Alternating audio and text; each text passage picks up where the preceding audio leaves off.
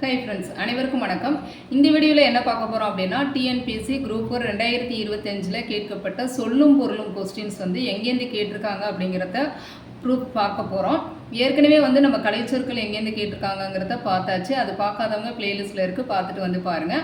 Okay, இந்த வீடியோவோட எண்டில் வந்து ஒரு முக்கியமான தகவல் சொல்லியிருக்கேன். அதனால் வீடியோ வந்து ஸ்கிப் பண்ணாமல் எண்டு வரைக்கும் பாருங்கள். ஓகே, சொல்லும் பொருளும் எங்கேருந்து கேட்டிருக்காங்க அதனுடைய ப்ரூஃப் தான் வந்து பார்க்க போகிறோம். எங்கேருந்து கேட்டிருக்காங்க அப்படின்னா, சென்னை பல்கலைக்கழகத்தினுடைய தமிழ் பேரகராதி, அதாவது தமிழ் லெக்சிகான், இந்த புக்லேருந்து தான் வந்து அனைத்து கேள்விகளும் சொல்லும் பொருளும் அனைத்து கேள்விகளும் இடம்பெற்றுள்ளன. இது வந்து பார்த்தீங்க அப்படின்னா தொகுதி 1. தொகுதி 1ங்கிறது ஆ வரிசை மட்டும். ஆ வரிசை மட்டுமே வந்து 297 பக்கம் இருக்குது. ஐயோ, ஆ வரிசை மட்டுமே 297, இது எப்படி படிக்கிறதுன்னு நீங்கள் ஸ்கிப் பண்ணிட்டு போயிடாதீங்க. இது வந்து எளிமையாக படிக்கலாம். எப்படி கேட்டிருக்காங்க அவங்க அப்படின்னா, அதாவது நகர நகர வேறுபாடு, ரகர ரகர வேறுபாடு, அடுத்தது வந்து ஒரு சொல் பல பொருள், அது மாதிரி உள்ளது தான் வந்து கேட்டிருக்காங்க. அது வந்து சென்னை பல்கலைக்கழகம் தமிழ் பேரகராதி இந்த புக்லேருந்து கேட்டிருக்காங்க. ஓகே, வாங்க வந்து சாம்பிளுக்கு வந்து உங்களுக்கு ஒரு 2-3 காமிக்கிறேன். அதை வந்து சாம்பிளுக்கு பார்க்கலாம். ஃபஸ்ட்டு வந்து நம்ம வந்து அரை சாந்து,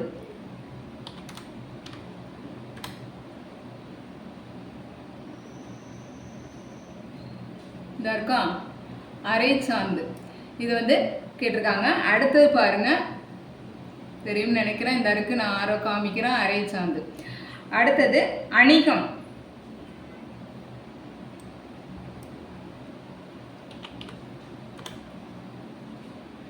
அணிகம், அணிகம்ங்கிறது ஊர்தி, இந்த இருக்கா, அணிகம் ஊர்தி, இதான் வந்து அவங்க கேட்டிருந்தது. இப்போ இது பாருங்க, சீவக சிந்தாமணிலேருந்து, அதாவது இது எப்படி கேட்டிருக்காங்க அப்படின்னா, ஒன்று வந்து நகர நகர வேறுபாடு, ரகர ரகர வேறுபாடு, அந்த மாதிரி பார்த்துருக்காங்க. ஒரு சொல் பல பொருள், அதுவும் பார்த்துருக்காங்க. அந்த மாதிரி இதுக்கு வந்து இந்த புக்லேருந்து யூஸ் பண்ணியிருக்காங்க. அதே சமயம் வந்து அதில் வந்து பார்த்தீங்க அப்படின்னா காப்பியங்கள், அதாவது சீவக சிந்தாமணி, இது பார்த்தீங்கன்னா சீவக சிந்தாமணியில் பயன்படுத்தப்பட்ட வார்த்தைன்னு கொடுத்துருக்காங்க. அதே மாதிரி நம்ம அரைச்சாந்து பார்த்தோம் இல்லையா, அது வந்து பெரிய புராணம்.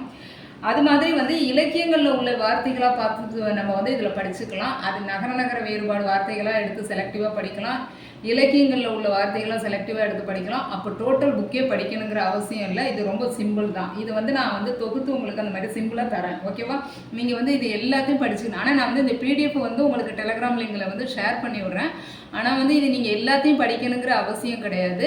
அது என்ன மாதிரி உள்ளது வந்து படித்தா போதும் அப்படிங்கிறத நான் செலக்டிவாக உங்களுக்கு செலக்ட் பண்ணி தரேன். ஓகேவா, அடுத்தது வந்து நம்ம அரைச்சாந்து பார்த்தோம், அணிகம் பார்த்தோம். அடுத்தது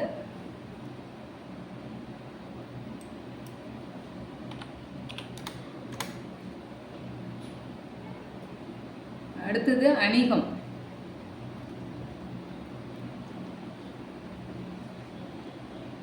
இந்த இருக்கு இல்லையா, அணிகம்னா படை, அணிகம் படை, நான் காமிக்கிறது தெரியும்னு நினைக்கிறேன். அணிகம்னா படை. ஓகே, இது வந்து பிங்கள நிகண்டு, இதுலேருந்து வந்து கேட்டிருக்காங்க. ஓகே, இப்போ வந்து நம்ம சாம்பிளுக்கு எடுத்து காமிச்சிருக்கேன் ஆ வரிசையில் உள்ளது மாதிரி. இதே மாதிரி தொகுதி நிறையா இருக்குது. இது எல்லாமே வந்து அந்த நகர நகர வேறுபாடு, அந்த ஒரே ஒளி அமைப்பு உள்ளது மட்டும்தான் வந்து கேட்டிருக்காங்க. ஓகே, நம்ம வந்து மேக்ஸிமம் எல்லாத்துக்குமே நான் வந்து அனலைஸ் பண்ணிட்டேன். தமிழ் கொஸ்டின்ஸ் வந்து மேக்ஸிமம் அனலைஸ் பண்ணிட்டேன். நம்ம வந்து கலைச்சொற்கள் பார்த்தாச்சு, இது வந்து நகர நகர வேறுபாடு பார்த்தாச்சு. அதே மாதிரி வந்து பழமொழி 400 வந்து பழமொழி 400 புக்லேருந்தே கேட்டிருக்காங்க. அது போக வந்து இந்த கணம் கானம், அது வந்து நாலடியார் புக்லேருந்து கேட்டிருக்காங்க. அதுக்கு பிறகு இது தந்தப்பலகையும் கல்வி கலைக்கழகம், அது வந்து சாத்தப்பன் புக்கு, அதுலேருந்து கேட்டிருக்காங்க.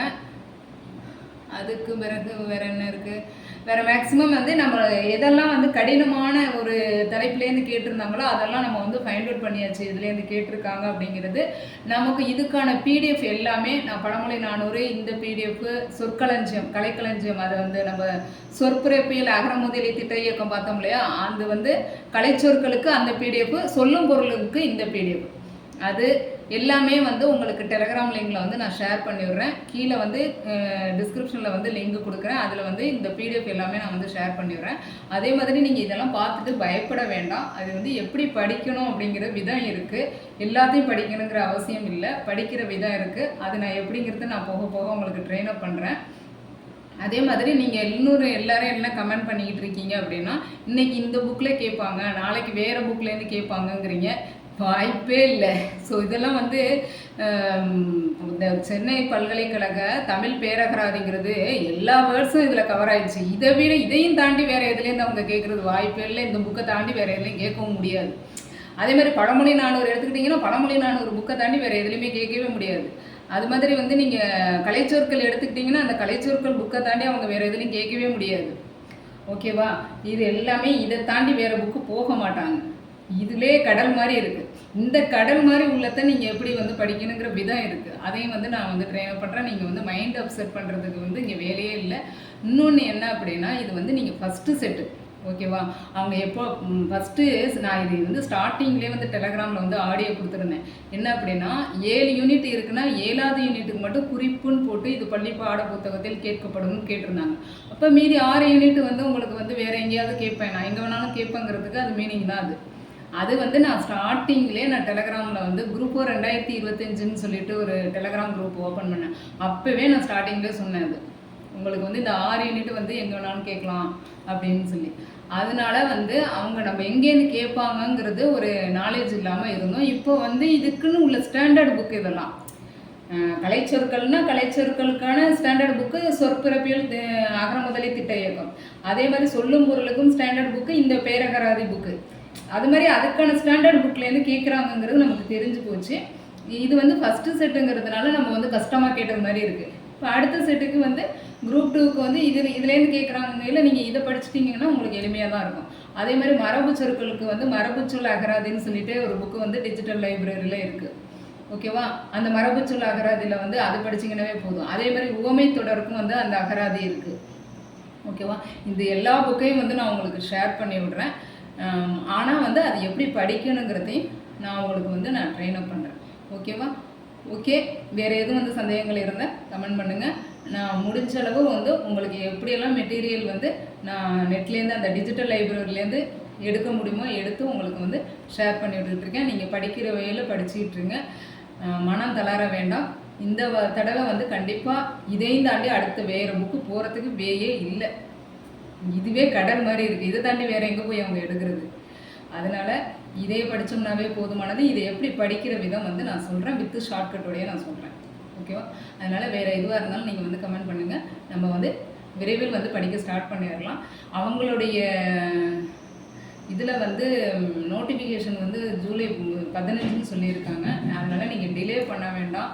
ஏன்னா ஒர்க்லோடு அதிகம். நம்ம ஒர்க்கு வந்து இதுலேருந்து தான் கேட்பாங்கங்கிறது கன்ஃபார்ம் ஆகிட்டு, படிக்கிற இதுதான் வந்து அதிகமாகிட்டு, அதனால் உங்களுக்கு ஒரு 50 நாள் மட்டும்தான் இருக்குங்கிறதுனால டிலே பண்ணாமல், இதை பற்றி கவலைப்படாமல் சீக்கிரம் படிக்க ஆரம்பிங்க. எல்லாமே நான் வந்து பிடிஎஃப் எல்லாம் குரூப்பில் ஷேர் பண்ணிடுறேன். ஓகே, நன்றி. நெக்ஸ்ட் வீடியோவில் பார்க்கலாம்.